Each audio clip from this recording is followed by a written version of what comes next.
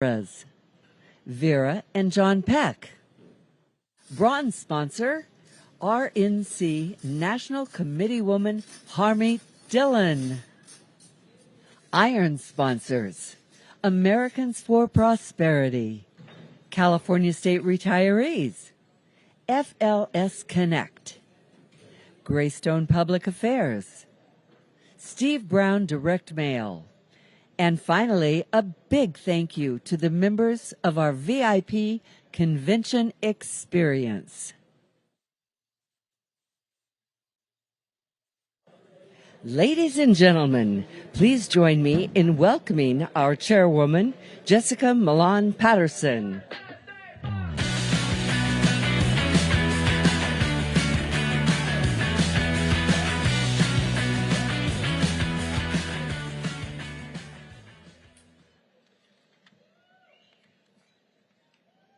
Thank you. Before we begin, please, everybody, could you stand?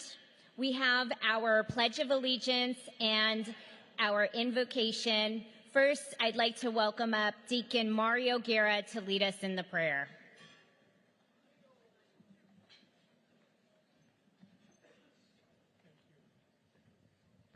Good afternoon. I came to this great country as a refugee, as a little boy escaping communism. We came with nothing but faith and the courage of my parents, and I learned at an early age that true strength lies in a person's determination. I learned that dreams can create your future. This country allowed me to work hard, become the two-time former mayor of the great city of Downey, a city that literally sent man to the moon. It allowed me to build one of the largest firms in the country in my field, serve as a police chaplain for over 20 years, and serve today as a civilian aide to the Secretary of the Army, serving my third presidential administration and fourth Army Secretary. I thank God daily for what this country represents.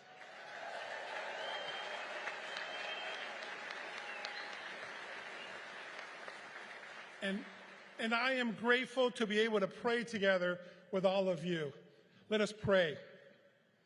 Heavenly Father, we gather here today in your name, united in our shared commitment to the principles and values that define us.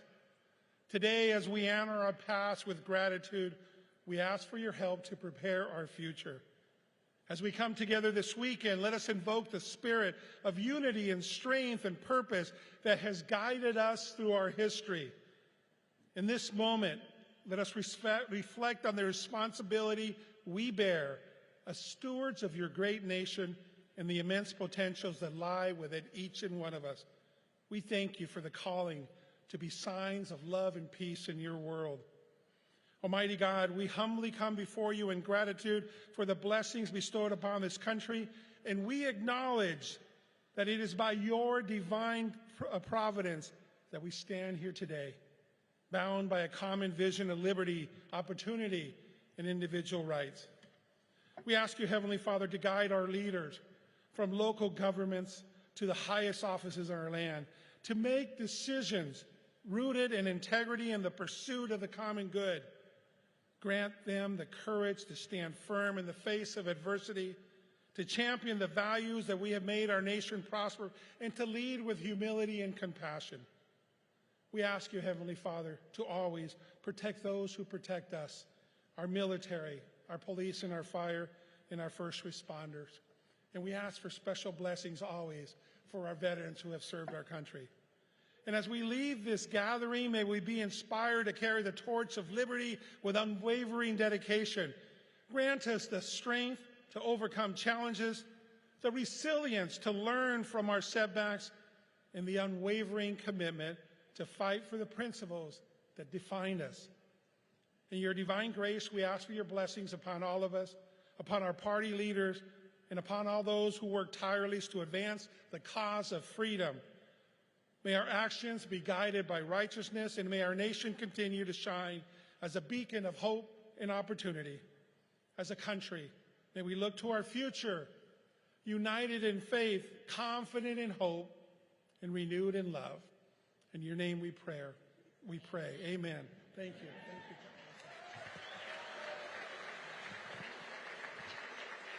I love it when the invocation gets applause. Thank you, Mario. Please remain standing as Walt Allen leads us in the Pledge of Allegiance.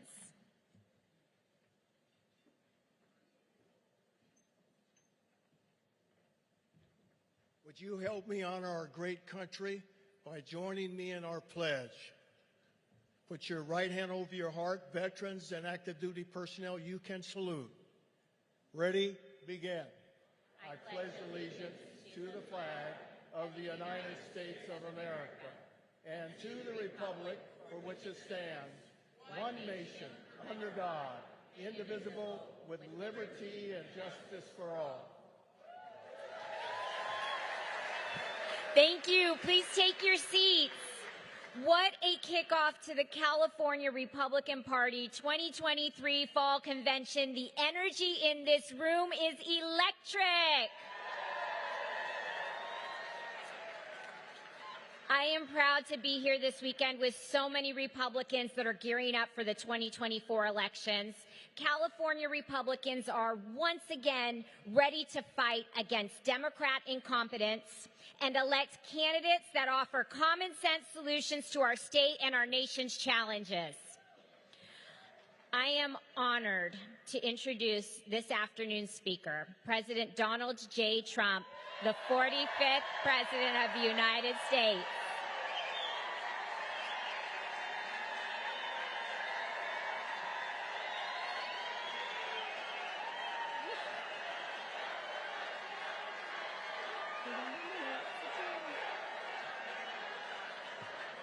President Trump launched a historic political movement. He mobilized voters with massive rallies, reached America's hearts and minds with his vision, and took home states that no Republican presidential candidate have won in decades. Through his policies on trade, taxes, energy, regulation, and immigration, President Trump ushered in a period of unprecedented economic growth, job creation, soaring wages, and booming incomes. Under President Trump's leadership, the United States became the #1 producer of oil and natural gas on Earth.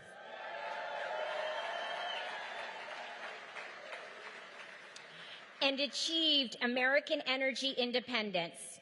He ushered in historically low costs for oil, gas, diesel, and electricity to consumers and business. We remember the day that Joe Biden took office. Gas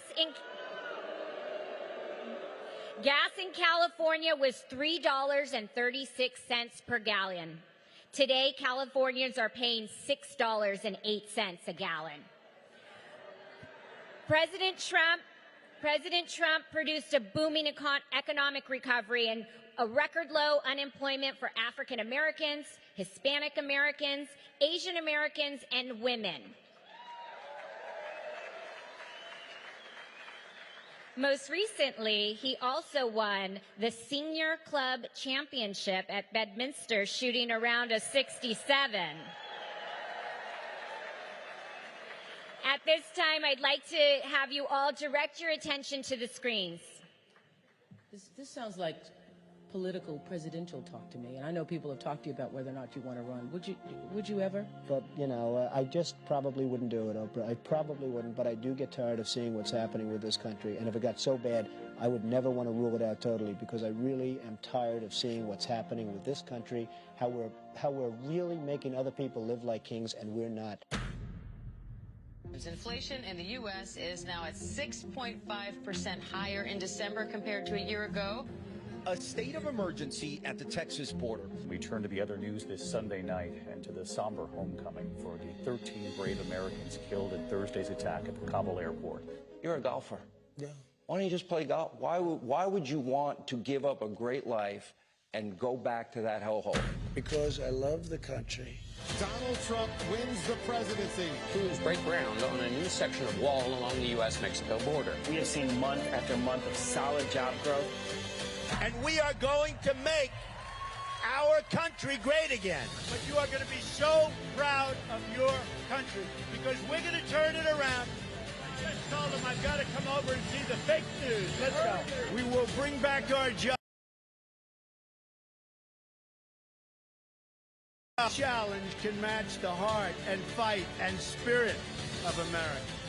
I will fight for you with every breath in my body, and I will never, ever let you down.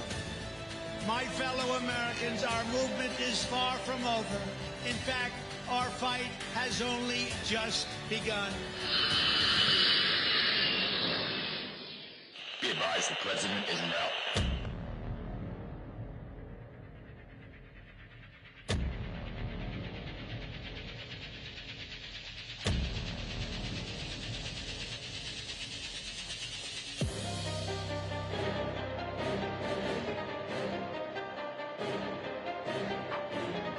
Ladies and gentlemen, please welcome the next president of the United States, President Donald J. Trump.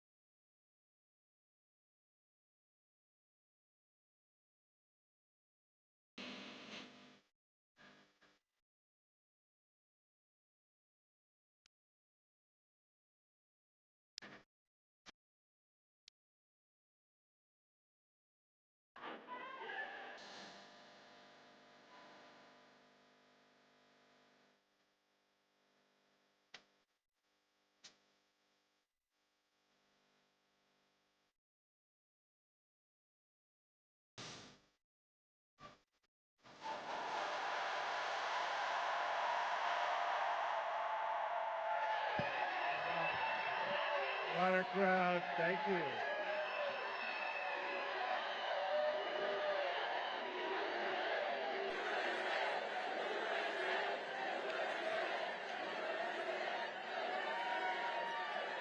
What a crowd. Thank you very much. Thank you very much. Thank you.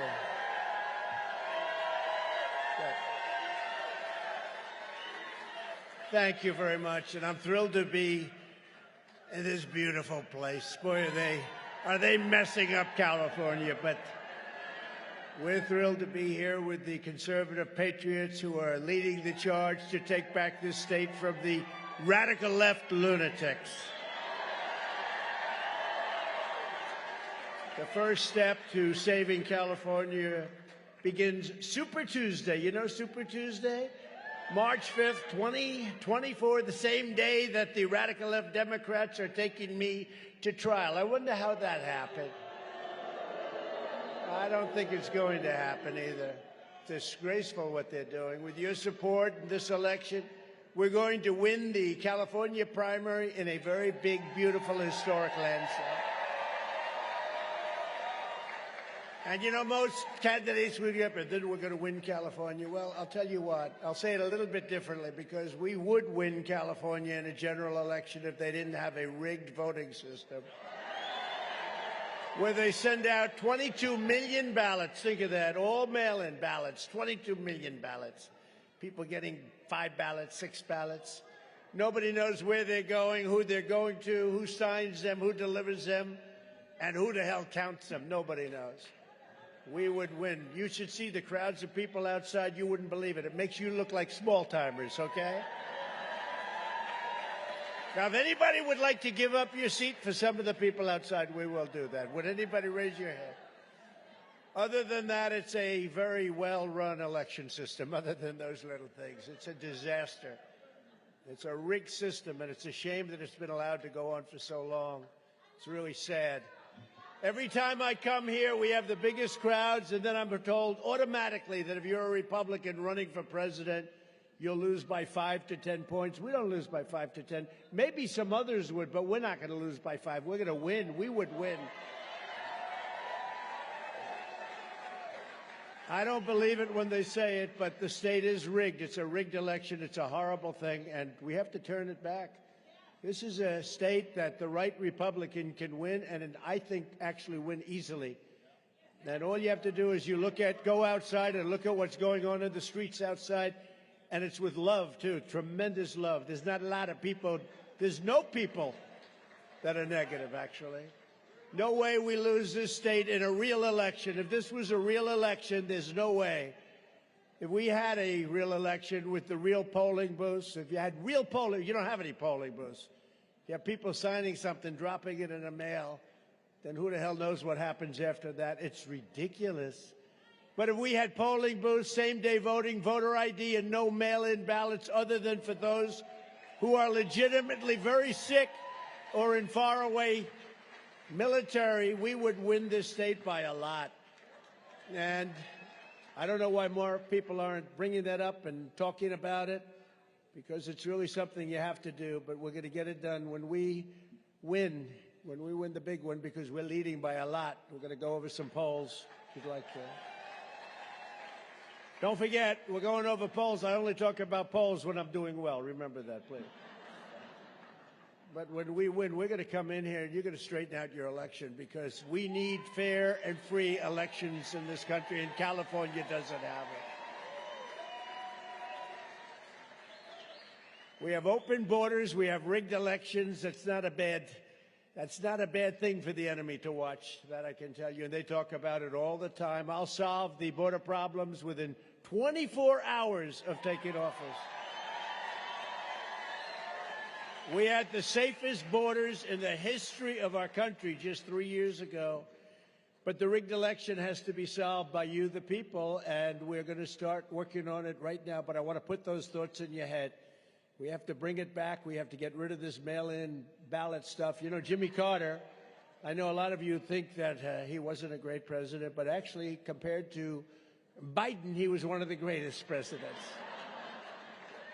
The happiest person on earth right now is Jimmy Carter, because he said, darling, I'm no longer a bad president, because compared to this guy, when I'm president, that will be a primary focus, your election, and other things that we're going to talk about together having to do with California. Nonetheless, we're going to crush crooked Joe Biden next November. We're going to make California great again, and we're going to make America great again. We are going to make it great. I want to begin by thanking California Republican Party Chair Jessica Milan Patterson for the introduction, as well as doing a fantastic job as RNC National Committeeman and the chair of this whole group of incredible people. And your National Committee man is Sean Steele, and committee woman is a friend of mine, a person that actually wins cases for us, Harmeet Dillon. Where is Harmeet? Where is Harmeet? She's around here someplace with her incredible husband. Her incredible husband. Will you stand up? I hear he likes me, Harmeet, more than you do, and I think... Thank you both very much for being here. Seriously, she's done a fantastic job, and we love her. Along with a tough cookie, I want to tell you he did such a great job in the administration. A friend of yours, a person that loves your state a lot, Rick Grinnell. Rick's good help.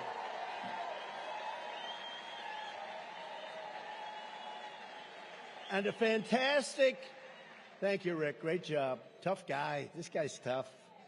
And a fantastic mayor. We just flew over Huntington Beach. We flew over Tony's beautiful place on earth, and he keeps it. You don't have problems over there, Tony. Where's Tony? Tony Strickland. You don't have the problems that other beaches have, do they? You don't have encampments sitting on the ocean. No, you've done a great job. We just flew over on the plane. They did a big thing, and I was talking to all the people, thousands and thousands of people. I'm speaking from my plane. I said, this is different, but it looked beautiful. You've done a fantastic job as mayor. Thank you very much, Tony.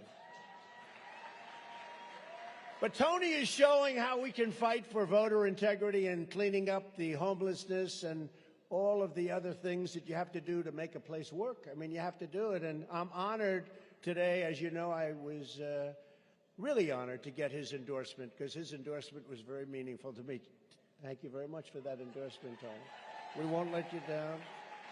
And I'm also honored to have the endorsement of former Lake Forest Mayor, somebody very, very respected, Scott Voigt. Where's Scott? Scott, thank you very much. Great honor, Scott. Thank you. You did a great job. For generations, California was known as the embodiment of the American West, American culture, and America's future, and our great American dream. You don't hear about the American dream anymore, do you? You used to hear the American dream. The American dream, there's no American dream with Biden, most corrupt president in our history. The Golden State gave us the gold rush, the Golden Gate Bridge, and the golden age of Hollywood. What glamour, what beautiful glamour. If they ever came back from the dead, they'd look and say, what the hell happened to our state? Can you imagine? That was a glamorous time. Now they would look and they would say, this can't be happening.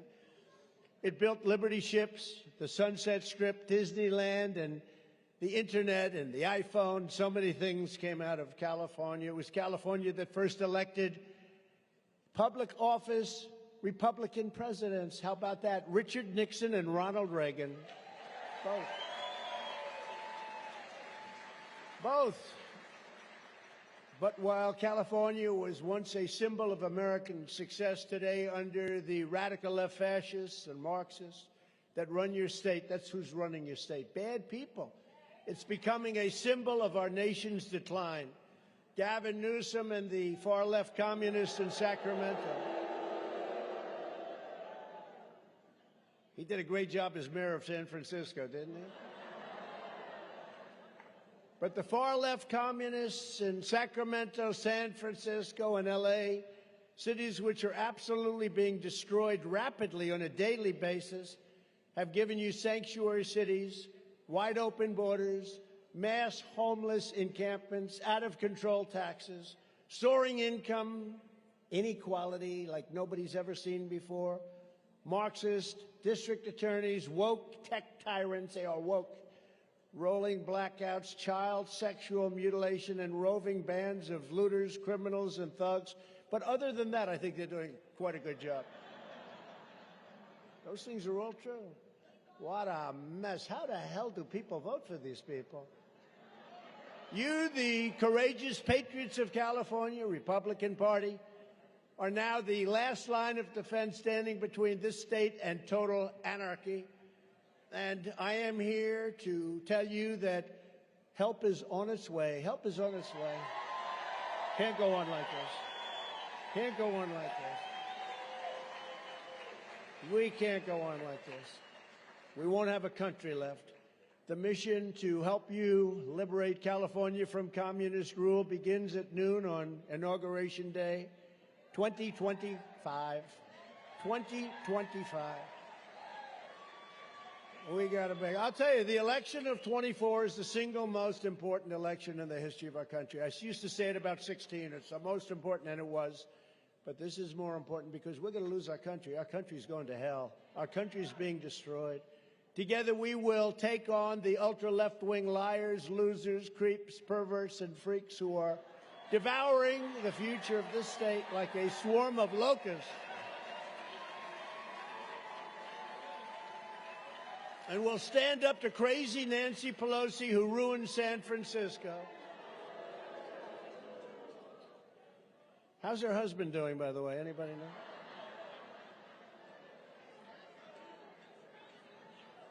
And she's against building a wall at our border, even though she has a wall around her house, which obviously didn't do a very good job. But then you have Kamala Harris. She's great. Gavin Newsom, who's a really... I mean, I watched him the other night with Sean Hannity trying to say that California is wonderful. It's not wonderful. We all know it. It was wonderful. It could be wonderful again, but right now it's really a mess. Maxine Waters, very nice woman, very, very nice. How come she can say things so violently? You will go in and attack them in a restaurant. You'll do this, that. Nothing happens. If I say peacefully and patriotically, oh, there's an insurrection going on here. Maxine Waters, if I ever spoke like her, it would be the electric chair times 15 for me.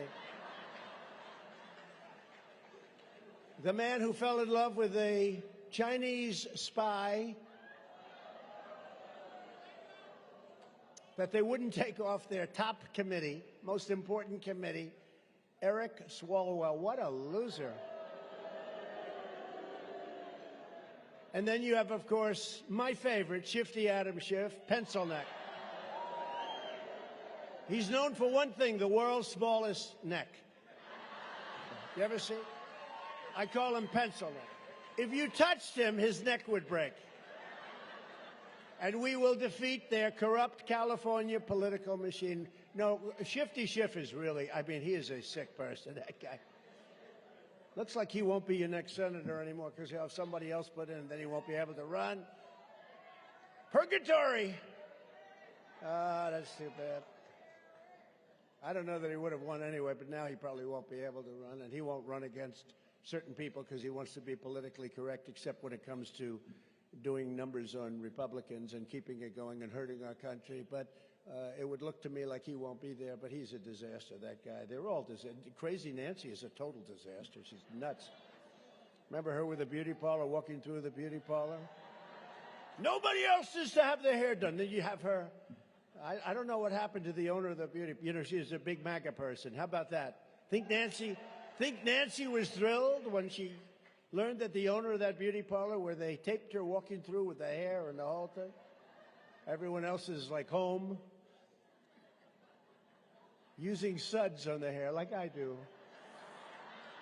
But I'm the only candidate who will do what it takes to get this job done. And remember, we have to get rid of mail-in ballots. We have to do it.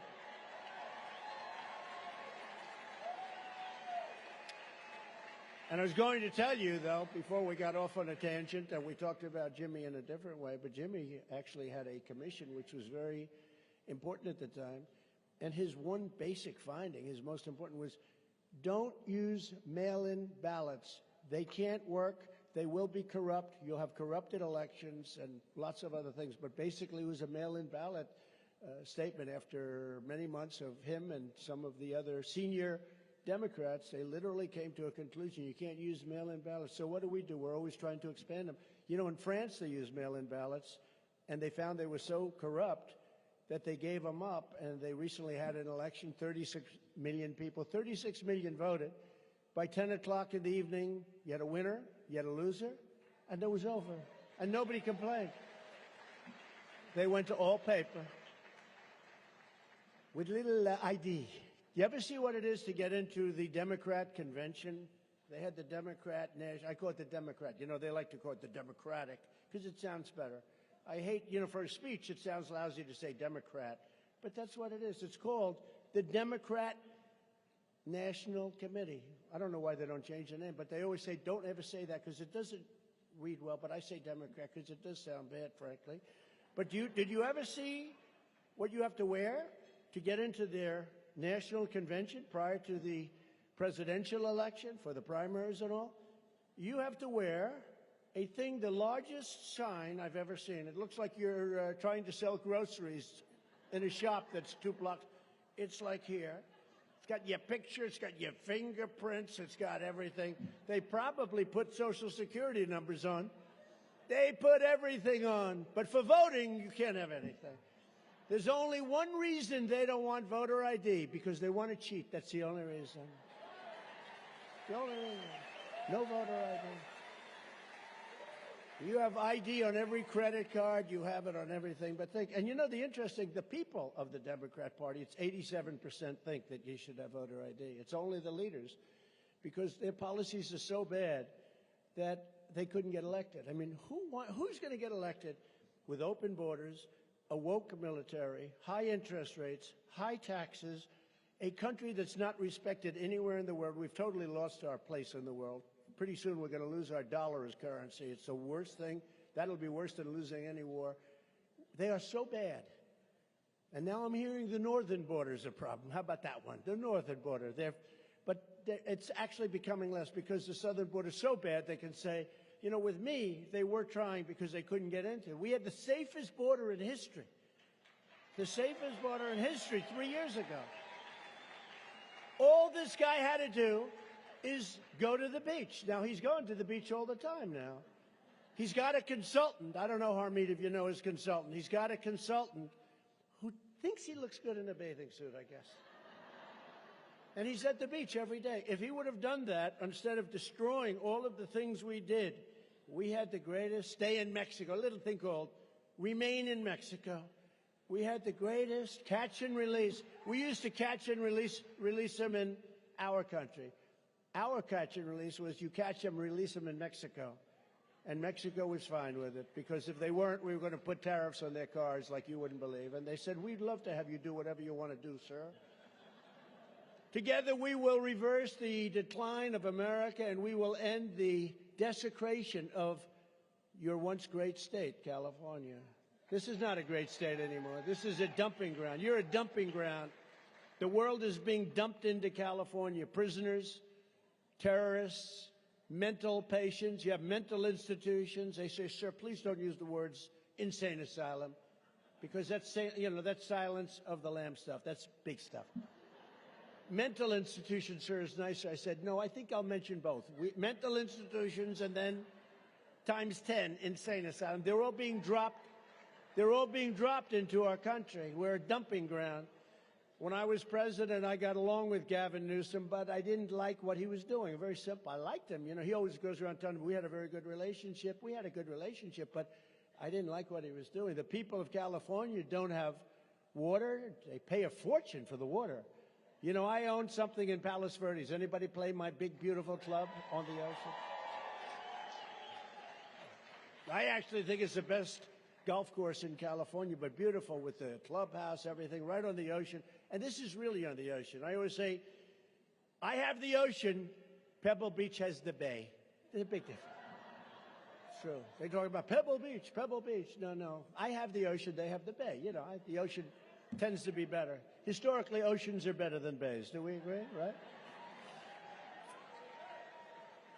But I have to pay a fortune for water. To water the grass, I have to pay a fortune. If I told you the number, I don't even want to tell you the number. It's embarrassing. And you have so much water, and we're going to talk about that. But during that period of time, I got to know California quite well. You know, I've owned that for a long time, and it's become a tremendous success. But the taxes that you have to pay and all of the things you have to pay, it's a very, very hard way to make a buck in the state. Very hard to do it. At one point, I was riding up a highway with a number of great congressmen, like Devin Nunes at the time, you know, Devin. He's heading up Truth Social. He left. He would have been the top guy in Congress. He wanted to do that. He's doing a phenomenal job. Is everybody on Truth, please? Better than any of them, Truth. And he's now the president and doing an unbelievable job. You know, he's the one that figured out Russia, Russia, Russia. I said, anybody that can figure out Russia, Russia, Russia can head up Truth Social. Do you agree? And he and Jim Jordan, they got the Presidential Medal of Freedom because they did such a great job. But at one point with Devin and some of his friends, congressmen, great ones, still there, we were riding up a highway and we're fighting so hard. They were fighting so hard for water rights. They actually said, could you come? We don't have any water. I said, no, I didn't know you had a drought. It's a man-made drought. You know that? Man/women. It's a women made. I don't know. I don't think women did that. No. Women are too smart to do that. They don't create droughts. No. It's a man-made drought. Let's leave it man-made. I think women will be honored when I say that. But during the trip up the highway, I noticed massive amounts of farmland. It was all over the place, miles and miles. It was absolutely dry and dead. You could see, you know, I'm a real estate guy. I could see the soil was so beautiful, but it was just dry and absolutely dead. Except, does everyone know what I'm talking about? Except for little tiny patches where it was so beautiful, so green. It was greener than any farm I've seen. It was just beautiful. And I asked, what's going on here? Why is it that that land is so fertile, but right next to it for miles and miles, it's just empty, looks like a desert? And they said, because we're in a man-made drought. That's what they called it. We have a man-made drought. I said, what's a man-made drought? He said, we have tremendous amounts of money and other things coming at us to fight this, but it doesn't do any good because Newsom and any Democrat governor, they won't allow us to have water. You know, you have massive amounts of water coming down from up north. So I said, all right, I can understand about the water, but I don't understand why would they do that? Why are these patches so magnificently green? And it's a very small percentage of the land. They go, well, they allow us to water only these small areas, but most of the farmland they don't let us even touch. They won't let us touch it. If I could do it, it would be billions of billions if they changed this. And we worked on it, and I'll explain that. It would be billions and billions of extra dollars coming into the state and coming into our country. And we have the water. And I said, what about a desalinization plant? Well, people don't like them because, you know. I said, what about a nice, big, beautiful But they said, we don't really need it, sir. We have so much water, we wouldn't know what to do with it. I said, explain, please. You know, I'm looking at this dry stuff. I said, explain. So much water, but up north, they have a valve. Do you ever see the valve? A massive valve, like your kitchen valve, but multiply it times 10,000. It's the size of this room. And all the water gets turned out and turned into the Pacific Ocean. Do you know that? You have so much water? So sad to see this. I mean, these people, it's so stupid. But they don't want the water to come down all the way to Los Angeles and the Central Valley where we're constantly forced to ration. You have droughts. We're rich people in Beverly Hills. We don't feel so sorry for them, but I do actually. You know, they pay millions of dollars in taxes. They're taking a shower. They're told to hurry up. You're only allowed a small amount of water when they take a shower. That's why rich people from Beverly Hills, generally speaking, don't smell so good, you know. Typically. You ever notice? They're not great. Their hygiene is not good, but it's forced to be that way. So when you meet somebody with a beautiful house in Beverly Hills, you know that person is sort of disgusting underneath. But where you wash your hands and you're supposed to take no more than 30 seconds, they want a quick hands. And yet they're paying millions and millions of dollars in taxes. Millions of dollars, these people. And whether it's rich people or people that are just paying a small amount of tax, you're allowed to have water, and you can have it for free. For free. You know, we have all those canals. They're dry as a bone. So now in Los Angeles, when you have a new home, you have faucets, washing machines, dishwashers, all of the things, but very little water is allowed to come out. Like, as an example, I stayed in one of those houses, and they had a shower head. And I want to really work hard on my hair, and I don't want to take it. And I turn on the water. I thought the pipes were broken. They said, no. They call it a restrictor. They have restrictors in the thing, so no water comes out. So I'm standing outside, drip, drip. Can't wash the damn hair. The house, $35 million house, and you can't take a shower. Honestly, it's a bad way of life. I mean, it really is. It sort of hurts on everybody. This goes for everybody. This is all because Gavin Newsom and the radical left Democrats, extremists, and the people that run the state in order to save an extremely unimportant, very little and non-productive fish, the Delta smelt. Did you ever hear of it? Little sweet. Do they have a picture of it? There it is. That little sucker is causing you to not be able to clean yourself. The delta smelt. Because of that delta smelt, you don't have any water, you don't have farms, you don't have anything. You're all going bust. And, you know, they were talking last year they're going to have to put massive amounts of restrictions on your water use. It's ridiculous, and then you pay a fortune for it, too. You have so much water, you have no idea. Millions and millions of gallons is sent out, is just turned out. You got to see this thing. Big, massive pipe, massive. And they turn it. It takes a day. It goes boom. At the end of a day, it's turned into the Pacific Ocean. In fact, we should get Harmeet to bring a lawsuit on that one. That's a good lawsuit, Harmeet. That's a good one, Harmeet. That's big stuff. She wants to do it. She'll do it free because she lives in this area, right? She wants.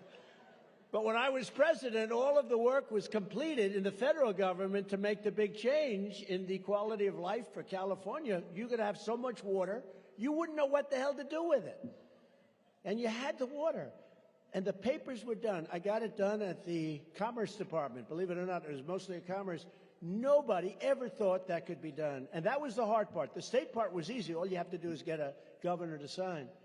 But we did all the work. We went to him, Gavin Newsom, and he wouldn't sign it because he wanted to keep the environmental lunatics happy. These are lunatics.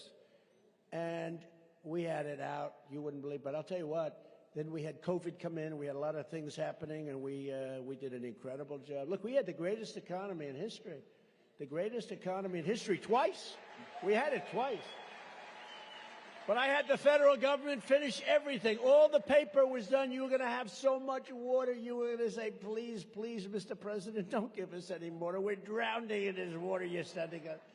Coming from Canada, coming from up north when the snow melts, and we didn't know what the hell was going on. And you look at those, you know, we have all the infrastructure done. There are these big concrete bins where the water comes rushing down.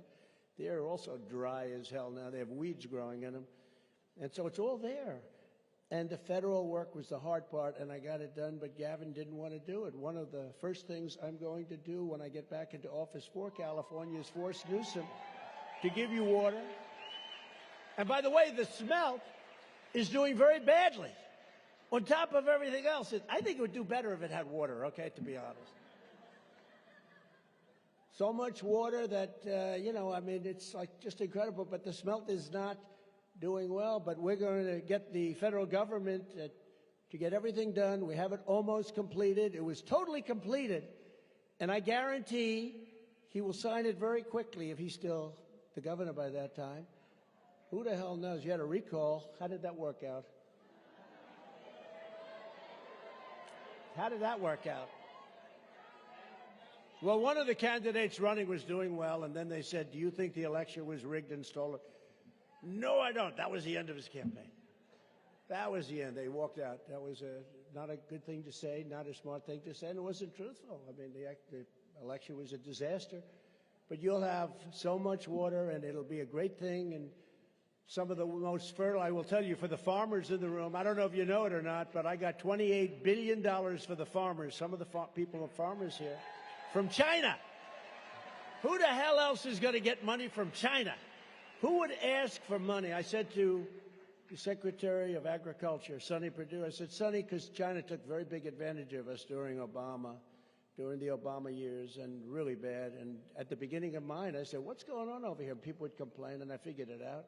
Said, how much damage have they caused the farmers over the last 3 or 4 years? They said, sir, about $28 billion. I say, all right, good. We're going to put a big tariff on. We took in hundreds of billions of dollars from China. Nobody knows this. We put in tariffs on their cars coming and everything. In fact, the 27.5% tariff on the cars, they haven't gotten rid of it because so much money, it's so big that they cannot justify getting rid of it. It's unbelievable. You wouldn't have any car plants if I didn't have that. China would have been sending their cars at levels that nobody's ever seen before. But they paid us billions and billions. I took in $28 billion and gave it to the farmers. That's why I was told by my great professional, Susie Wiles, I was told by my great professionals over there that they said, sir, please don't say that. It sounds too obnoxious. I said, I don't mind being obnoxious because I'd say,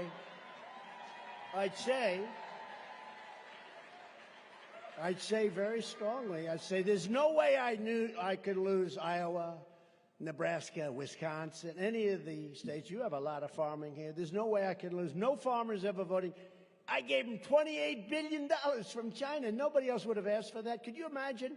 You go up to Biden. He's a corrupt person. You go up to Biden, you say, you know, I want you to ask China to pay $28 billion to our farmers. You know what he'd say? I can't do that. They paid me a fortune. I'm going to get myself in trouble.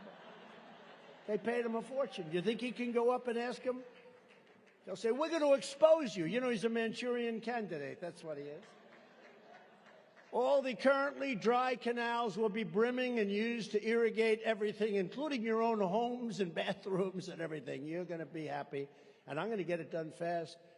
They say that there's so much water up north that I want to have the overflow areas go into your forests and dampen your forests, because if you dampen your forests, you're not going to have these forest fires that are burning at levels that nobody's ever seen before. You have very poor land management. And remember when I said that a couple of years ago as president, I said, man, we're sending billions of dollars to California for forest fires. Their forests are burning down. And I was with a gentleman, a very top person in Austria. He said, sir, we have more flammable trees than you do on your coast. We don't have forest fires. We have land management. They take care of the land. They pick up the dead trees. You know, a tree doesn't burn very easily unless it's dead. Then it gets dry and it burns. The leaves on the ground, they're 5 feet thick over here. They clean the floor. And everybody said, oh, how ridiculous management of a forest. You know, they all said, like, what the hell? But they don't have forest fires in properly run locations. What we have is horrible. And we can actually dampen our forests with water that costs us nothing, that will come pouring down from the north. Wouldn't that be nice? If you had dampened floors, you wouldn't have forest fires. So we'll work on that too. But I couldn't convince this guy, Gavin, to do it because he's an environmental maniac, only for political reasons. You know, he's no dummy. He knows it's wrong. He knows what they're doing is wrong. I watched him the other night being interviewed by the great Sean Hannity, and I said, you know, he understands it, but he's playing a game because that's the base, I guess. But it's, you know, people say to me, are you conservative? Yes, you conservative, sir. I said, I'm conservative. But really what I am is a person of common sense. We need borders. We need elections. We need water. We need water for places like California, for your farmers. I mean, those farms would make a fortune. You know, it's among the best land in the world, and nobody knows it. Nobody can do anything about it because of the water. So we're going to get it all done. And if they don't do it, it's very simple. We're just going to say, that's okay. You take care of your own forest fires and all the other things that are happening, billions and billions of dollars, and they'll sign whatever they want. We had COVID come in, and that sort of changed our little direction for a little while. We had to do something there. We did a great job with that. You know, interestingly, when we had the COVID, we took a big hit. Every country in the world did. And by the time I gave it over to these lunatics, by the time we gave it over, the most incredible thing, our stock market was higher than it was just prior to COVID coming in. Nobody can even believe it. So it was higher than it was. And what they're doing is they're really running on the fumes of Trump. They're doing a terrible job, inflation, all that. And if you really look at the numbers with the inflation, how that's destroying. You know, inflation is called a country killer. You can look at countries over the last 200 years, big inflation like we have and have had, but like we have. I don't know if you looked at your gasoline today, $6. Oh, they said higher. I know. I heard $8. I didn't want to say it because I can't believe it. But you have, $8 gasoline in some parts of your area, and all over the country, gasoline's going way up. Don't forget, they kept it artificially low by taking the oil out of and the gas out of the strategic oil reserves. That's meant for wars. That's not meant to keep people's gasoline down so they can win an election. That's meant for very serious purposes. I got it filled up. Now it's at the lowest point it's ever been at. They drained it, and that was artificial. But that only lasts for a fairly short period of time. So now new records are being set at gasoline. Gavin has become crooked Joe Biden's top surrogate, I think, because He doesn't think Biden is going to make it. That's why he's doing it. He doesn't think he's going to make it, and it won't be him so easy. He's going to have a big fight. However, because there will be a lot of Democrats competing, it's going to be very interesting. But let's see. Look, some people say Biden's going to make it. Does anybody think he's going to make it to the starting gate? I mean, the guy can't find his way off of a stage. Look, here's the stage. Here's the stage. I've never seen this stupid stage before, right? I've never seen it. But if I walk left, there's a stair. And if I walk right, there's a stair. And this guy gets up. Where am I?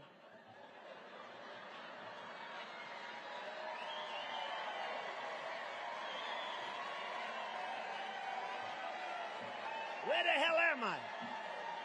Where am I?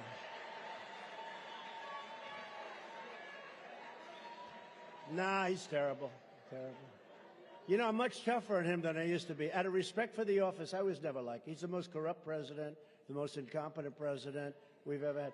But when they indicted me, and then again and again and again, I was never indicted. Now I'm setting records. Al Capone was not indicted so much. Alphonse Capone. If you looked at Al Capone in the wrong way, he'd kill you. He was not indicted like me. I was never indicted. I didn't know. When they taught me at the Wharton School of Finance, they didn't talk about indictment. It's a disgrace what's happening. They've weaponized elections. They've done everything. I mean, these are very bad people. But I used to talk relatively nicely about them. I wouldn't go out of my way. I wouldn't say the things I say now. Now I'm just all in because these people are bad and they're dangerous, and we have to stop it. I wouldn't say what I say now. I never did. I'd joke. I'd have a little fun with it, but I wouldn't call him. I call him the worst president in history. I call him the most corrupt president in history, and I call him the most incompetent president. Other than that, he's doing a fabulous job, I think, ladies and gentlemen. He's doing a fabulous job. Along with crooked Joe Biden, Newsom is also killing our car industry. Your cars are ridiculous, what's happening, and crushing our great automakers in Michigan, Wisconsin, Georgia, North Carolina, and South Carolina, crushing them. Under his leadership, this is Newsom, California has imposed the most ridiculous car regulations anywhere in the world with mandates to move to all-electric cars. The problem with an electric car, number one, you lose all your jobs because they're all going to be made in China and other countries. They're not going to be made here at all. I was up in the other day in Michigan, the other night. We had an incredible crowd. And they were the United Auto Workers and others, but we were sort of focused on the auto workers. I said, you got to endorse Trump because I'm going to save your industry. We're going to have a thriving car industry. This lunatic is going to destroy. He's going to go all electric. Think about all electric. And I have no problem with electric. You should be able to buy an electric car. You should buy a gas-fired car. You should buy a hybrid. You should buy whatever the hell you want. I mean, some people like electric. If you want to drive for 14 minutes to the candy store, electric is very good. But if you actually want to get into a car and drive for a few hours, you know, they're doing a couple of other ones with electric. They're going electric crazy. It doesn't work. They want all electric army tanks now. Think of this. So they want to have an army tank that's electric. You can't get it recharged. It doesn't go far enough. It doesn't go strong enough. But they want to have electric. So that we go into enemy territory. We will blast the shit out of everybody, but at least we will go in with environmentally nice equipment. No, do you believe it?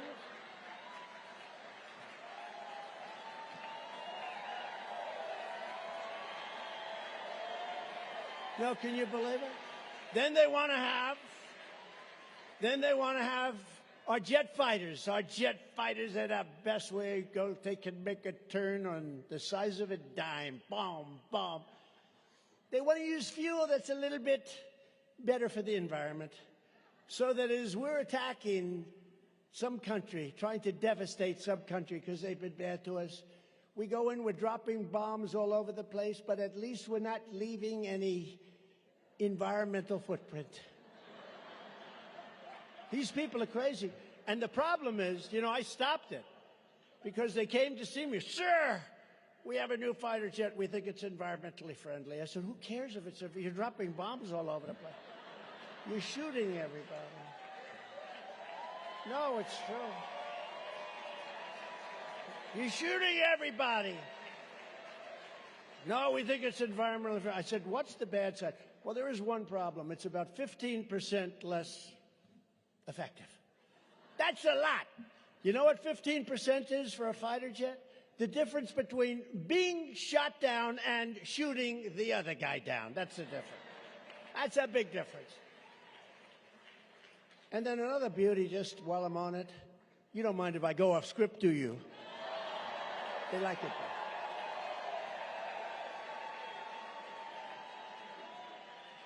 I have the greatest guys. Ross is back there and Vince, they're greatest guys.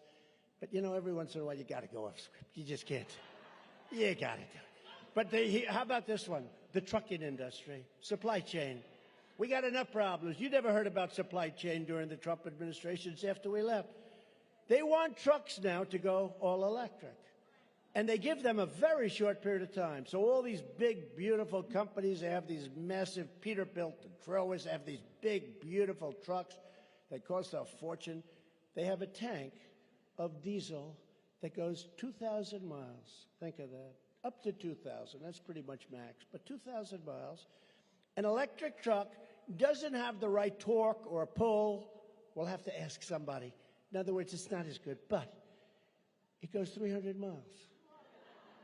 So they have to stop approximately 6.5 times every time. And by the way, it takes a long time to juice them up. And I don't even talk about the fact that, you know, you don't have charges, because if it was good, you could build them, right? But, you know, they're building charges all over the place. It's a disaster. You know, they say, you know, the greatest part about having an all-electric truck? The first 10 minutes after it's charged up, you're so happy. But after 10 minutes, now you're in a state of trauma because you're wondering, where the hell am I going to get a charge to get this truck? Very traumatic. It's a very traumatic experience. So you have a truck that goes 2,000 miles and those beautiful things. They got the bedrooms in there good enough for Trump to live. I'd live in one of those trucks. You ever see those big, beautiful rooms? They make them like suites now. These trucks are incredible. They're unbelievable, actually. They're incredible machines. One of the top guys in the industry said they'll all go bankrupt. The supply chain will die. And, you know, I shouldn't even say this. I should let it happen because it's good for the election. But I don't want our country to be hurt. They won't do anything, though. You know, like open borders. You'd think they'd close the borders. They're not doing it. You would think they would be closing the borders right now. They don't care. They actually want, I think they want to destroy our country. But with the trucks, you would think that they'd sit down for about 3 minutes with trucking companies, and after 3 minutes they'll say, sorry, we can't do that. I was with Great Boaters. They make a great, South Carolina the other day. Great company. They make boats. Now they're starting on, they want an all-electric boat. They don't want to use the mercury and the different, you know, the gasoline-powered engines. They want all-electric.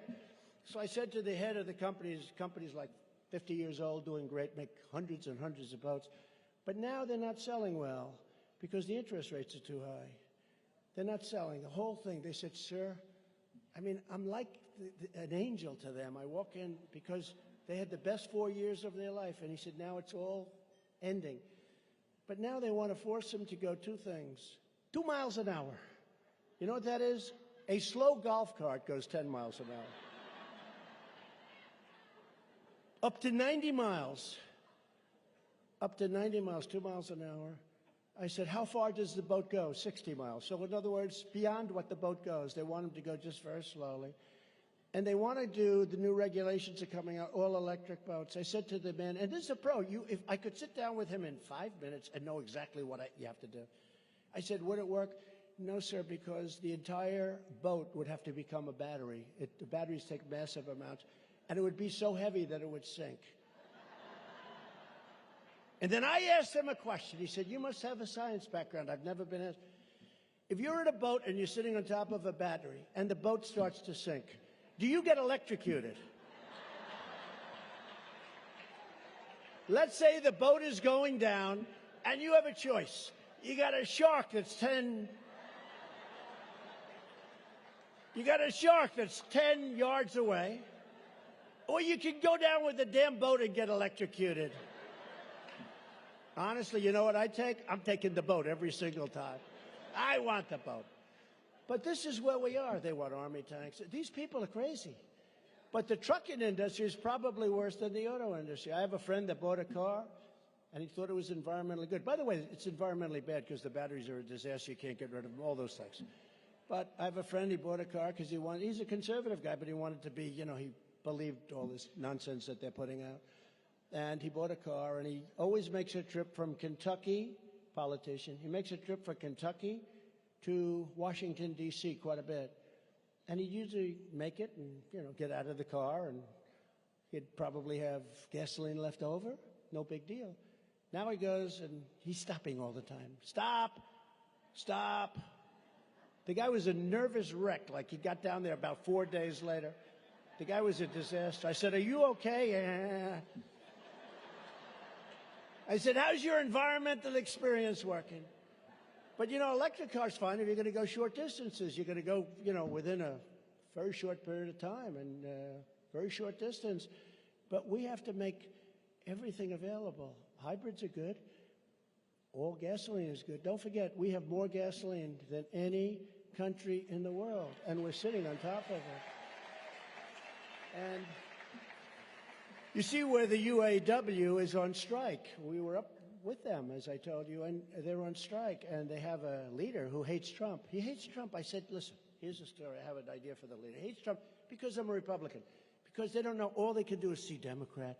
The Democrats are going to destroy. You're not going to have any auto workers left, and it's going to be in 2 years. And I told them, you're negotiating these wonderful hourly wages, but it doesn't matter because in 2 years you're not going to have any jobs left. They lose $60,000 on every car they make, all electric, $60,000. So these companies are, you know, for the most part going to go bankrupt. But what's going to happen is they're going to close them up and have the cars made in China, where they can buy them much cheaper. You're not going to have any jobs left. So tell your union that if you're smart, they should endorse me immediately, and you're going to have a thriving life. And I believe the UAW workers will be on my side 95%. I really do. They're all screaming, we love Trump. You ought to see the crowd. We love Trump. But their union boss is a big Democrat. He likes Biden. What's to like? I said, what's to like? He has no idea who the hell you are. And if you ask him tomorrow, did you meet with the union yesterday? He's going to say, I have no idea. This guy. But you know what? His radical left Marxists that surround him in the office, they know who they are. You see, they know who they are because he's not running the country. The people that are running the country are the people that are in the White House, and they're vicious. They're vicious, and they're destroying our country. Under a Trump administration, gasoline-fired engines will be allowed, but child sexual mutilation will be banned. Is that okay? You okay with that?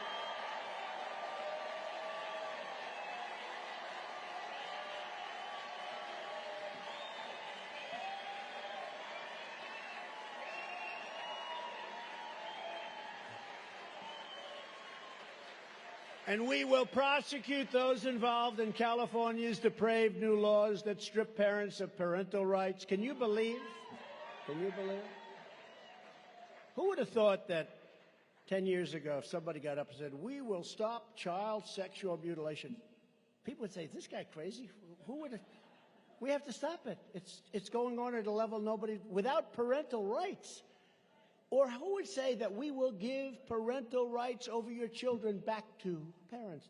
Who would think that you would have to say, or that men in women's sports will not be allowed? Who would think? Can you imagine this? You know, Brian Urlacher, the big football player, great football player from Chicago, he's a massive guy, big, strong guy. He was a great Hall of Famer and everything. He played for Chicago.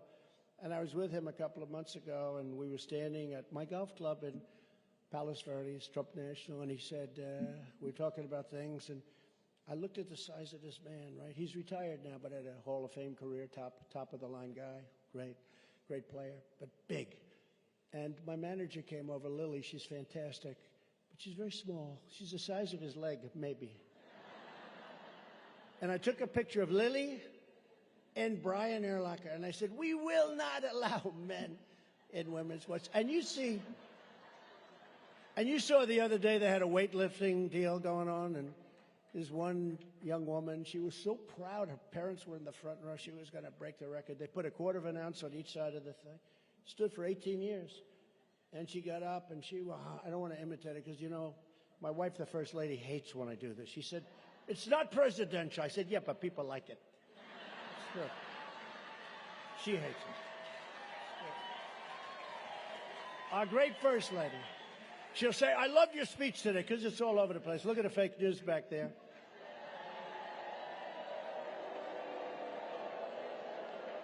We get a lot of ratings. You know, we outdid the debates in the ratings. You know. I made my speech to the UAW, and we got better ratings than they did. But no, she said it's not presidential. And I understand. She has two things, that, and she doesn't like when I dance a little bit to the music I did. That's not good. And I say, I have a problem. Everybody wants it. They're screaming, dance, dance. But our great First Lady, and she doesn't like when I talk about the swimmer either, but maybe I'll do it because this is a little bit, you know, this is a special group. So these are Republicans that have been screwed for years in California. You deserve a little entertainment, right? You deserve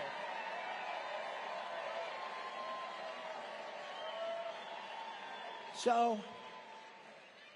So they put the weights on the end, little tiny things like a little nothing, quarter of an ounce. And she gets up, and her parents are so proud. 19 years. She's almost, Boom, couldn't do it. Then this guy who recently transitioned, he gets over the weights, looks at him. They said, have you lifted before? No, I really haven't. She was a world champion, right? I haven't lifted too much, a little bit. I did it recreationally. Oh, good. So he gets over the same weights. Bing, bong, bong, bing, bing, bing, bing, bing. He broke the record like by 180 pounds. And then they say, we will have men in women's sports. These people are crazy. You know, I'm not a big fan of LeBron James, but I said this. I would like to meet with LeBron, say, LeBron, I've decided I'm going to get out of the presidential business, get out of the real estate business. I'm going to become a basketball coach of women. And I'm going to get him and 4 or 5 other guys to transition. And we are going to have the greatest basketball team in history. We will be undefeated forever. We will make the legendary John Wooden into just a little asterisk. No, it's just crazy. The swimmer, remember, championship swimmer? She wanted to break the record. She was going to do it. She looks left. And these are people, they've been, you know, athletes. They've been sort of at a top level. They're sort of competing with the same guys. One of the PGA Tour guys said, yeah, I played with him when he was 6. I played with him when he was 10, 12. You know, they're just a certain elite group of people. And played with him all my life, and now they're on the senior tour. They're still playing against each other. Same thing with other sports. And she looks left, and she sees all of these young ladies that she's been swimming against for years.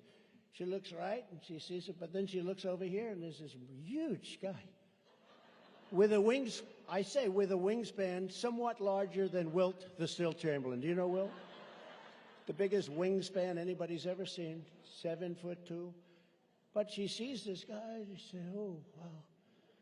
And I tell the story. It's a very sad story. She was seriously injured. You heard about this, right? You know what happened to her? She got injured with windburn because this guy went by her so fast that the wind gave her horrible, horrible burns. They took her to the hospital, but she'll make it. She'll be okay. So much for the record. He finished the race, then he went to lunch, and as the other girl swam in, he was going to lunch. He said, let me go to lunch while I'm waiting for them to come in.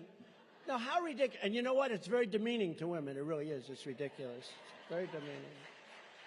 The state of California has no right to take children away from their parents and sterilize them. They take them away, sterilize them. Can you believe this? I will stop it immediately. All of that crazy stuff will be stopped. I will protect your youth. I will protect parents and their rights, and we will have them make decisions for their children. They are going to be making the decision.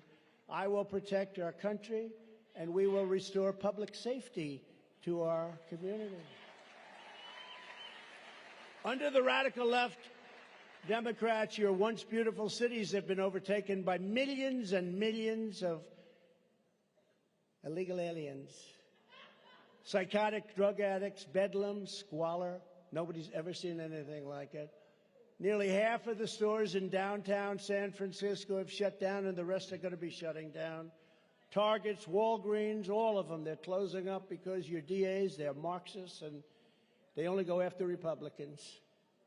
But your Marxist DAs, they've given hoodlums the green light to pillage and plunder your stores, to do whatever they want. In swanky Beverly Hills, armed bandits stalk their victims' home to rob them at gunpoint in their garage or their living room. They wait till the garage opens, and then they go in and they rob the hell out of them, and they take the trunk of their car and they break it open. People leave the doors and trunks of their luxury cars in Beverly Hills. They leave them hanging wide open so that people don't destroy their car trying to break through and smash through the windows and the doors while rummaging through to steal the tires and other valuables. They leave their trunks open because if they don't, they take a crowbar and they get it open. So they say, look, if you want to take my tire, it's okay. Can you believe that and this is happening a lot, can you believe that this is where our country has come?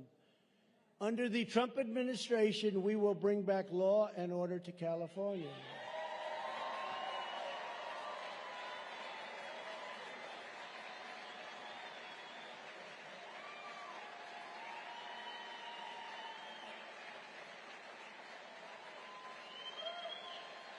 To stop the far-left prosecutors who are deliberately destroying our civilization and our culture, I will direct a completely overhauled DOJ to investigate every radical DA and AG in America for their illegal, racist, and reverse enforcement of the law. And we will start with the Marxist monsters unleashing mayhem on Los Angeles and San Francisco. In places where there is a true breakdown, and don't forget, when we were in office, we had a period of time, short period of time, where they were attacking Washington. Nobody likes to talk about this, and they were trying to rip down our statues.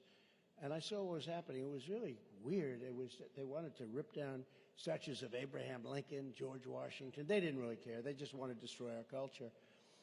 And I very quickly took an old law that I saw, and I reinstituted it, and it basically said that if you rip down anybody even attempting to rip down a statue of anybody in Washington, D.C., gets 10 years in jail. You don't get 10 years, but you're off 9.5 for good behavior. You get 10 years in jail. There's no anything. And amazingly, everything stopped. Everything stopped. But in places where there is a true breakdown in the rule of law, such as Oakland, oh, Oakland is so bad. I will use every power at my disposal. But it's not Oakland. It's in Los Angeles. It's all over. I mean, it's terrible. It's in places that you wouldn't even believe. But I will use everything I can, every single power at my disposal, including sending as many federal law enforcement assets as required to restore safety and peace. And we will immediately stop. And some people are going to say, oh, this is terrible. I can't believe it. You know, these people are killing people when they go into the stores. You'll have 300 young people who are not looking for a good future walk into a store, big department store, and just pillage it. And if you happen to be there when they're there, they'll knock the hell out of you and kill you in some cases. And we will immediately stop all of the pillaging and theft. Very simply, if you rob a store, you can fully expect to be shot as you are leaving that store. Shot.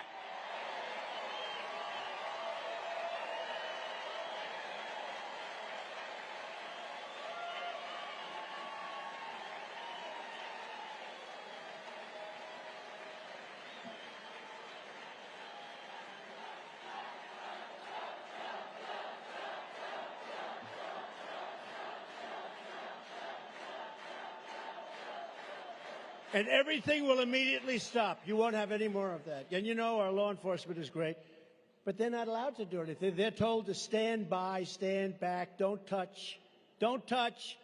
They watch hundreds of kids walk out with television sets, and if they do anything, they lose their family, they lose their house, they lose their pension, they get fired. We have the greatest law enforcement in the world. They know exactly what to do, but they're not allowed to do it by incompetent politicians.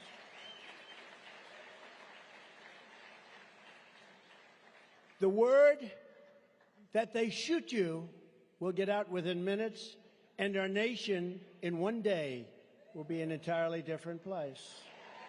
So, there must be retribution for theft and destruction and the ruination of our country. This is a phenomenon all over the world. People are watching this. This doesn't happen anywhere else. But we've taken away law enforcement. We've taken away their dignity. We have the greatest people. One of the most important things, maybe the most important thing, being a police officer, being somebody that's protecting us, and they're not allowed to do their job, and they want to do their job. Border Patrol, Brandon Judd, all these guys, Tom Homan, a great border person. These people know exactly what to do. They know exactly what to do, and they'll do it. But with the inner cities or just the cities, it's no longer inner cities. This is happening in areas that nobody believes. These kids walk out with televisions, and not kids, some are men. And a lot of it's organized now, where they actually go and take everything out of the store, and then you see this guy selling stuff 5 miles away or selling it from behind cars. It's a horrible thing when the police are allowed to do their job. And that means, in some cases, shoot them. This will stop immediately, immediately. Our police are amazing. And it puts our police at great danger. But retribution on our take a look. Retribution on our politicians and political opponents who are leading in campaigns by lots. Oh, we are beating them badly. That's what that has to stop. What they've done is they've gone after opponents, so that if you become president or some other job, but if you become president and you don't like somebody, or if somebody's beating you by 10, 15, or 20 points like we're doing with crooked Joe Biden, let's indict the motherfucker. Let's indict him.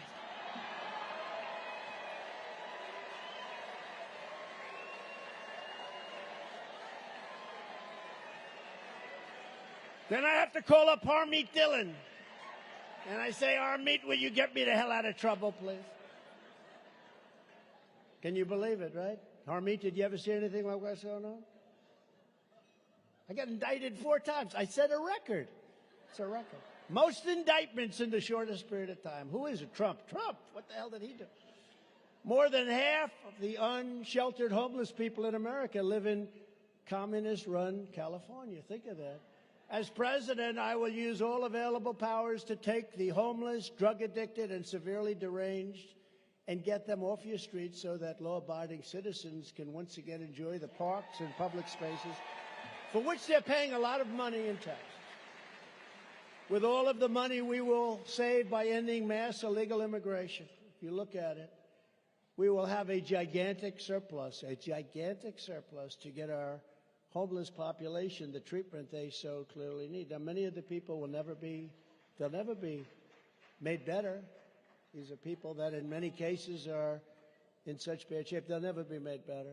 Seriously addicted, and lots of other things happen when that happens.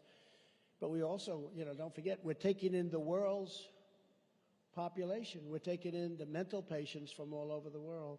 You have mental institutions that are empty right now in South America and many other places all over Africa, where they're bringing these people to the United States, having them walk into our country, and we're living with them. Some of these people are very dangerous.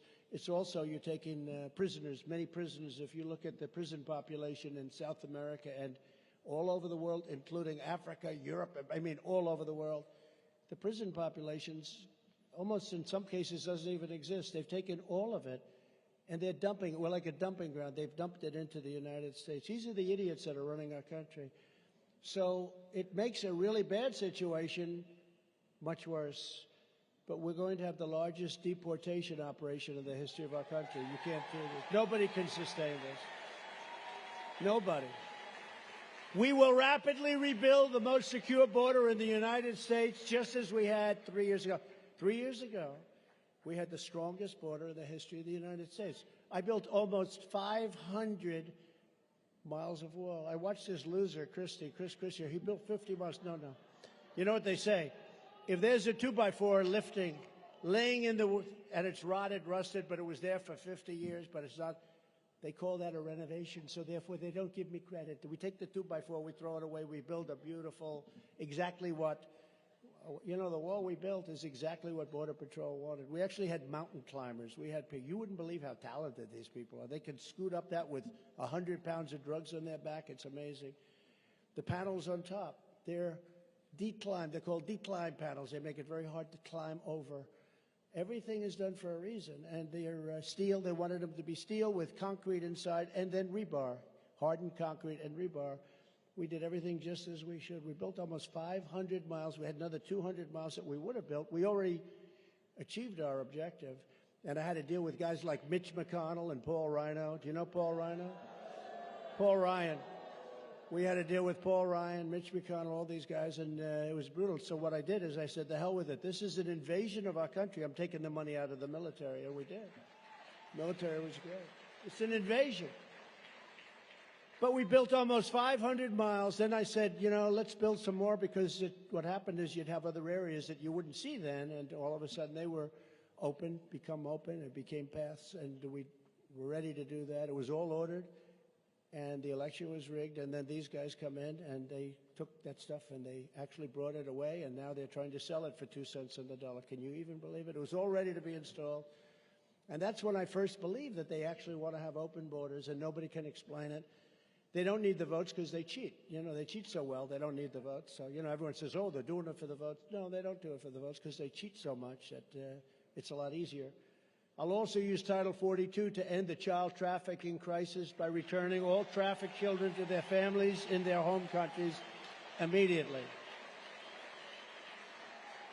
An estimated 22% of students in LA public schools are from a household headed by an illegal alien. Can you believe it? In your community. Not only is this deeply unfair to American children whose classroom resources are being crucially drained and just horrible. Really, it's a cruel thing that's happening. They're being depleted, but it's turned many of your schools into war zones and dangerous gang members from MS-13. Your children are going to school with gang members from MS-13. Tell your children not to get into any fights with them if you don't mind, okay? I want your children to be around. These are tough people, tough kids. But you know who's tougher? ICE. But ICE doesn't get the credit. ICE, what they have to go through, a lot of gang members, MS-13 gang members, are in Long Island for some reason. That's where they go. They love Long Island. And they killed, not so long ago, 2 beautiful 16-year-old girls walking to school, and they sliced them up with a knife because a gun is too fast. And they made them suffer greatly. Both dead, both killed. And ICE will go in and they call them packs, not like a political pack, slightly tougher. And they will go in and they will go into that pack and they'll start swinging. I have a few friends here. They're pretty tough guys, a couple of them. They won't do this work, I will tell you. But ICE says that they're incredible patriots. They don't get any credit. We took them out by the thousands and thousands. We took MS-13 out of our country. Thousands and thousands. And when I first got into office, I was told very strongly, that you cannot bring them back to their country, El Salvador, Honduras, Guatemala, and others, that they put planes on the runway so our planes couldn't land. They blocked up all the bus routes. And they said Obama gave up because for years he tried, but he couldn't get them back, so they wouldn't even bother. They just let them stay in our country and kill people. And I said, really, how much money do we pay those 3 principal countries? They said, sir, we pay them $750 million a year for economic development. You know who the economic development is for? The head of the country, that's what it's for. They live very, very nicely in nice, beautiful chateaus. So we give them $750. I said, tell them, effective immediately, they're not getting any money. The following morning, early in the morning, I get a call from all three, not simultaneously, like separate, like 1, 2, 8 o'clock, 1, 2, 3, the three presidents. Sir, we understand there's some difficulty. Are you having a problem? Yeah, you're not taking your people that you're sending us. You know, they send them to us. They don't send the good. They send the ones that they don't want, like MS-13, which is the toughest gang in the world. And typically speaking, when somebody comes and they have tattoos all over their face, I'm not discriminating at all, but typically it's not a positive thing, okay? And I said, you're sending us your people, and you're sending us gang members and killers and murderers and people from jail, and we're bringing them back. You won't take them. You won't even let our planes land. Sir, we would like to apologize for that. We didn't realize they're only doing it for about 7 years, right? We will be glad to take them back, sir. When is our money starting again, sir? And so I made a deal, and I still haven't given them the money, you know. I just held it back. What the damage they've done is so bad.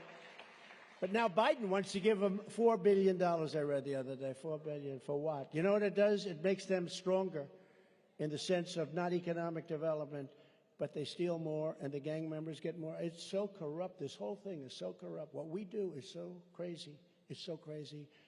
But we brought the MS-13 gang members and killers out by the thousands and thousands and brought them back into their countries. I will invoke the Alien Enemies Act, which is very powerful to remove. I mean, we're going to remove all known suspected gang members, drug dealers, and cartel members from the United States of America, ending the scourge of illegal alien gang violence forever. We're going to get them the hell out of our country. We don't want them in our country. This is just the start of what we will do to save California. And you got to remember, our story's on water. It's no wonder the far-left lunatics are getting desperate to stop our movement by any means necessary. Okay, so we have MAGA. Now, if you ask Biden, you know, did you see him the other night? He's saying, we must stop radical MAGA. You know what MAGA is? Make America Great Again, right? We must stop Make America Great Again. You know, you have to be sort of, what a stupid thing to say. But think of it. This is the greatest movement in the history of our country. You know that politicians for years, if they ran in New Hampshire or Iowa, if they ran in South Carolina, early states, any state, and if they came in like second, third, fourth, they would have a great career as a political pundit. They would be celebrated. All. Pat Buchanan was a great guy, actually, but he came in, you know, did well in New Hampshire, just did well. Didn't win it, but did well. And for many, many years, he was a very respected voice on television, on shows. Many people like that. We won 42 states. Think of this. We didn't come in second, third, fifth, ninth. We won 42 states. And then we won 50 states. And then we had an election that was incredible. And we won in 2016. And then we had a much better election, much, much better. We did much better in 2020. We got millions more votes. But we had a rigged election. I was told by the best pollsters, Fabrizio was great, Tony Fabrizio, McLaughlin, great. Those two, they told me, sir, if you got 63 million votes, you can't be beaten. We got almost 75 million votes that they report. That's what they report, because it's much higher than that. The most any sitting president has ever gotten. And at 3 o'clock in the morning, they said, oh, at 10 o'clock, we had it made. At 3 o'clock, we just found lots of ballots, lots of ballots. That's all they know how to do is cheat on elections. And frankly, they have to do that because their policies are no good. Their policies are no good. Open borders, high taxes. As you know, crooked Joe Biden and his radical left thugs have weaponized law enforcement to arrest their really leading opponent. It happens to be me. Do you mind if I mention that? On fake and phony charges. They're fake charges. She knows better than anybody they are. This high-level election interference, and it's happening. This is what it is. It's called election interference. Try and destroy a man so that he can't get elected. And don't worry about the indictment or the subpoenas, because after the election, nobody cares. If I weren't running, I'd right now be, I could be very happy, but I like this better because we're making our country great. We're helping people, much more important. But it's all happening for a single reason, because I'm the only candidate that they don't want to run against. You know, they're people of great misinformation or disinformation, very similar meanings. I go both. Misinformation, disinformation, very close. They always say the opposite. So they say, we want to run against Trump. We want to run. If I'm leading, they want to run against Trump. They don't want to run against me. I mean, these polls are so incredible that are coming out. They don't want to run. They want to run against anybody but me. They'll take the sanctimonious in about 2 seconds. But they say, we want to run against Trump. In last week's big ABC Washington Post poll, I'm leading by 10 points against Biden.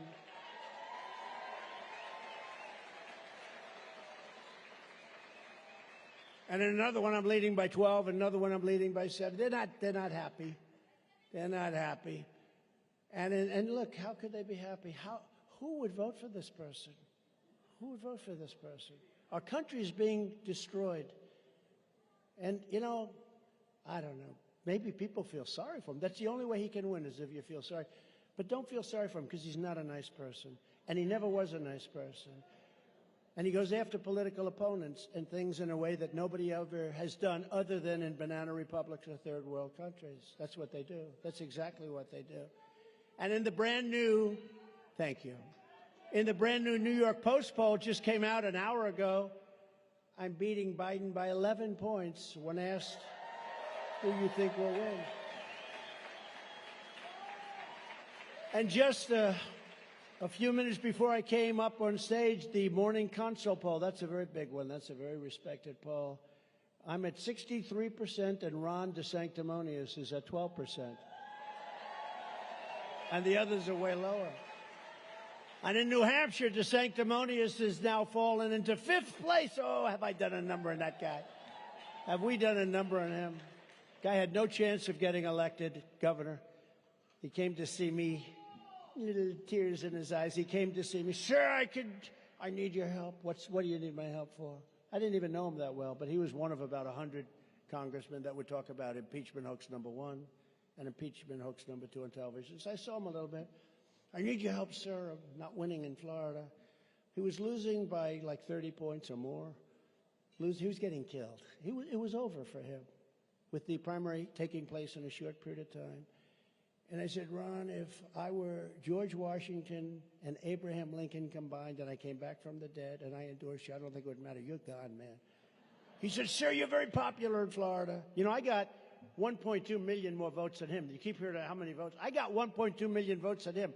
And I'm the one that turned Florida red, not him. He didn't turn red. They all go on my fumes. But I said, if you do that, and then I said, look, you know, I didn't know the Secretary of Agriculture. His name is Adam Putnam, nice guy. But he was leading by numbers that were like, not as much as I'm leading these guys by, but he was leading by big numbers. It was over. They were already measuring the carpet in the State House. They were going to have the most beautiful carpet you've ever seen in the mansion, as they call it. But I said, all right, Ron, let's do it. And I did it. And this guy went up like a rocket ship. I've never seen anything like it. He was dead. In other words, without me, he was dead. And then they asked him, and then I helped him get through the general election. By the way, he was running against a very hot guy. He turned out to be a crackhead, but these are minor problems. But he was the hottest. Him and Stacey Abrams were the two hottest female male politicians in the country, Democrats. And he said, I won't be able to beat him. I gave him 3 giant Trump rallies. I said, you're going to win, Ron. I don't think so, sir. And he won, okay? Then 4 years later, they said, will you run against the president? He said, I have no comment. I said, no comment. That means that guy's running. That means he's running. And I started hitting him very early. Harmeet said, don't please, sir. He's a Republican. Don't hit him. He's a Republican, sir. I said, I don't give a damn if he's a Republican. Got to hit him.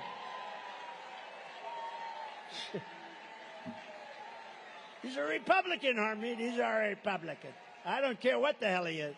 And I hit him hard, and he's crashing like a bird that's seriously wounded in flight. And here in California, we're leading by a gigantic margin with Trump at 48 and DeSantis, who's now at a number that's so low they don't even know what that. I think they've given up on them. But we're leading by close to 50 points, 5-0. And for NFL fans, do you have any NFL football fans here? We will not play prevent defense. You know what prevent defense is? You hold them scoreless for almost 4 quarters, then you just have to do once more, and they go to prevent. And prevent, right? All the football fans are nodding. There's only about 2% of you in this room. Prevent is something that's supposed to work, but it doesn't. It means you get soft. We don't get soft. We're also doing historic margins with the unbelievably great Hispanic American community. They love us, and I love them. In 2020, we did better than any president in more than 50 years, and we're going to win record numbers of Hispanic American votes next November. And the African American male has been unbelievable. Females have got to come along a little bit. Got to come along. But we're doing great. We're doing great. The radical left, that's right. And people from Vietnam love Trump. Where are the Vietnam? Oh, they are great. So many great. They are so great. They come all dressed up in those beautiful outfits. We love you. Thank you very much. I appreciate it.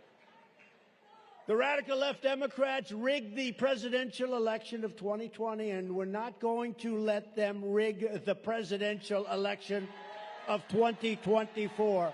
Do you hear that? That's you. Every time the radical Democrats, Marxists, communists, fascists indict me, I consider it a great badge of honor because I'm being indicted for you. Thanks a lot. I appreciate it. How about I go home to our elegant First Lady that people really love? I go home, darling, tonight about 6 o'clock, I think I'm being indicted again. Oh. The good news is she's now taking it a little bit lighter, you know, like, oh, again? How many times can you do it? I heard they were going to do it 2 more times, and they said, don't do it, to their people, to their maniacs. Never forget, our enemies want to stop us because we are the only ones that can stop them. The only ones. And we're going to get your situation taken care of in California for the vote. They want to take my freedom because I will never let them take away your freedom. They want to silence me because I will never let them silence you. And in the end, they're not after me, they're after you. I just happen to be, unfortunately for me, standing in the way. Here is just some of the agenda in closing that we will immediately implement when we become, it's all of us, we're all going to become, that's what it is. So this is a group effort. It really is. When we become the 47th president of the United States of America,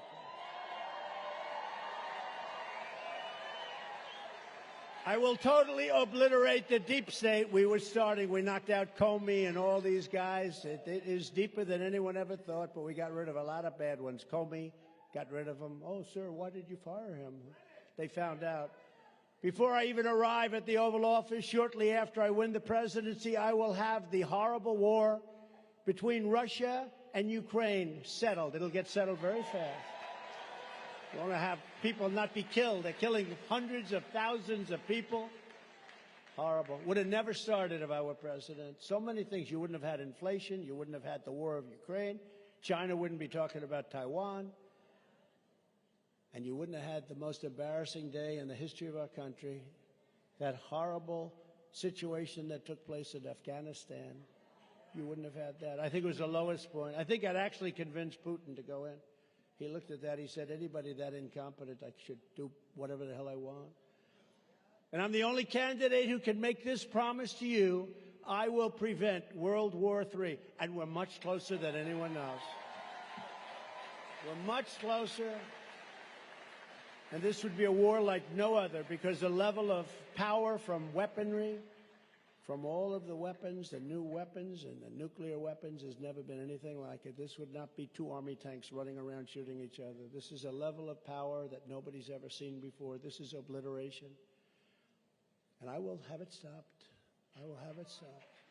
To stop Biden's inflation catastrophe, bring down the cost of energy for Californians, have become energy independent again and even energy dominant.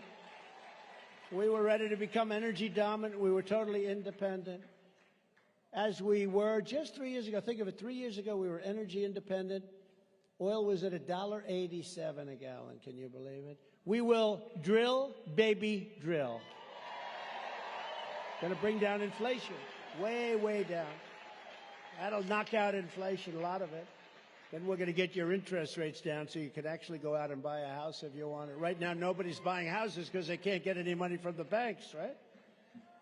On day one, I will sign a new executive order to cut federal funding for any school pushing critical race theory, transgender insanity, and other inappropriate racial, sexual, or political content on our children. And here in California, they're wiping away the names of Abraham Lincoln, Thomas Jefferson, and George Washington off your schools. Under my leadership, we will once again teach our children to love America, and we will have great schools that lead to great jobs so that our children can have incredible, beautiful lives. I will not give one penny to any school that has a vaccine mandate or mask mandate.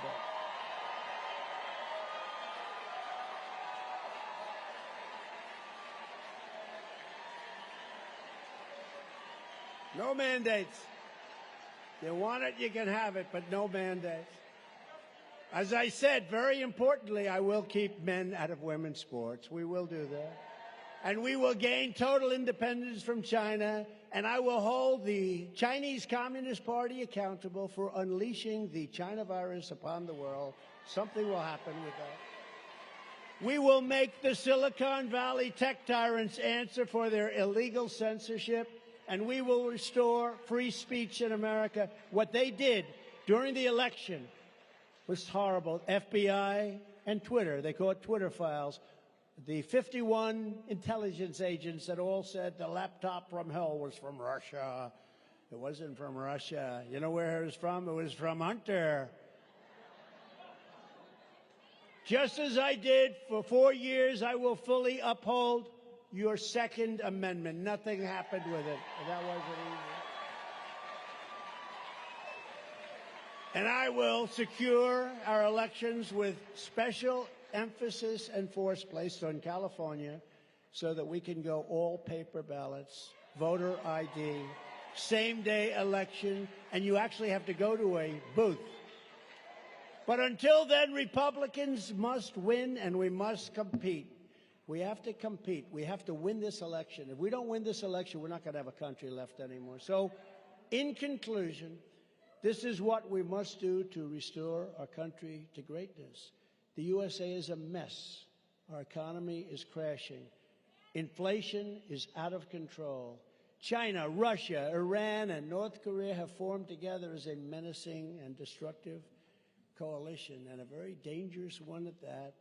Our currency is crashing and will no longer be the world standard, which will be our greatest defeat in over 200 years. If that happens, we will revert to a status that you wouldn't believe how low we will be. It won't happen with me, not even a chance. Just like Russia would never have invaded Ukraine, and China would not be even thinking about raiding Taiwan.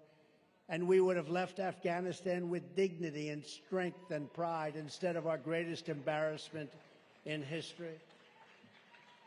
We would have kept Bagram, the big air base, biggest air base in the world. We would have kept it not because of Afghanistan, but because Bagram is 1 hour away from where China makes its nuclear weapons. And we left in the dark of night, we left the lights on and we left the dogs behind. For those people that love dogs, they always say, did they take the dogs? No. And if you probably know anything about the Taliban, they're not big into the world of dogs, so you can imagine.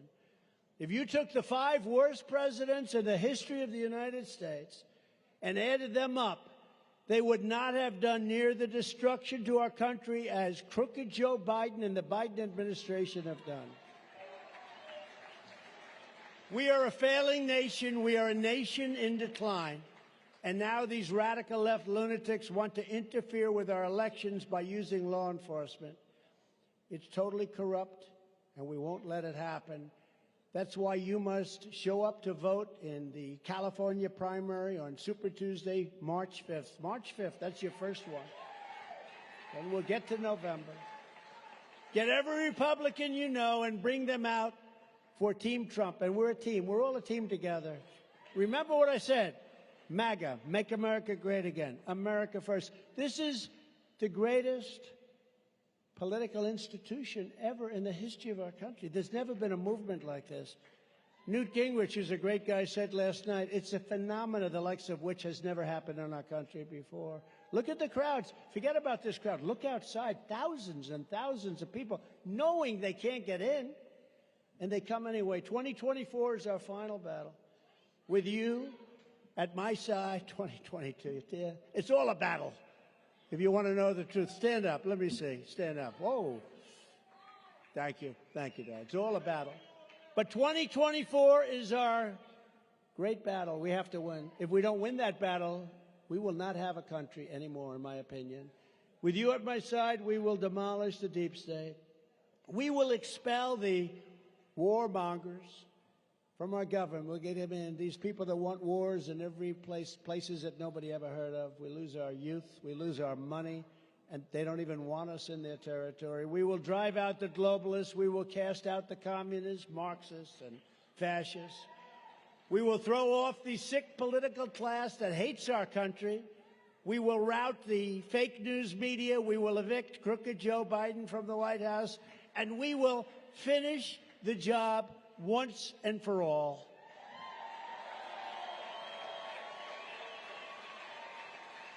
And I make this promise to you, the great people of California. We are going to save your state. The great silent majority is rising like never before. And under our leadership, the forgotten men and women will be forgotten no longer.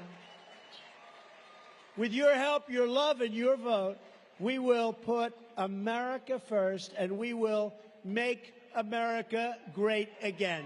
Thank you, California. God bless you all. God bless America. Thank you. Thank you.